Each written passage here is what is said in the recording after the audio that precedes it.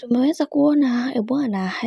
bibie Zuchu alivyoweza kumzuia bwana mkubwa Diamond Platnumz kuweza kuenda kumuona mtoto wake, jambo ambalo limeweza kuacha watu midomo wazi, na wengi wao waliweza kufunguka vitu vingi na kusema ya kwamba ama hakika bibie Zuchu sasa ameweza kuamua na hahitaji kabisa mazoea kwa mtoto wake, kwa sababu tumeweza kuona baadhi ya watu wengi waliweza kumdhihaki na maneno machafu ambayo hata watu wengine hawakuweza kutegemea. Lakini ndo kama hivyo, kadri siku zinavyozidi kwenda ndivyo mambo ambavyo yanavyozidi kupamba moto, na kila mtu aliamini ya kwamba Zuchu ni mdhaifu kwa bwana mkubwa Diamond Platnumz, hivyo chochote kile ambacho kitakachoweza kutokea ataweza kukubaliana na kila hali ambayo iliyopo, maana kuna vingi ambavyo vipo na kila mtu anatamani sana kuweza kujua hilo. Ila yote ya yote tumeona ni namna ambavyo Mungu amemfanya bibi huyo aweze kusimama imara na kuhakikisha kila kitu kinakwenda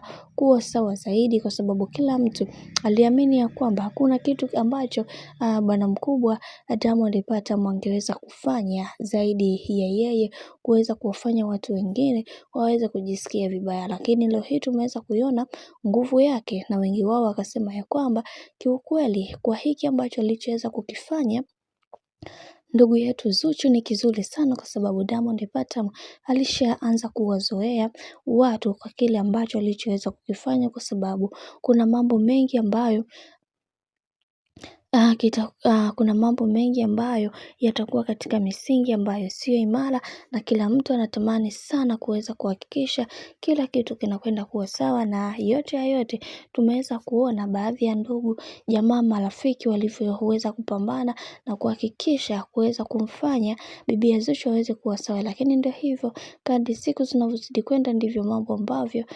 yanavyozidi kuharibika kwa namna ile ambayo watu wengine tunavyofahamu.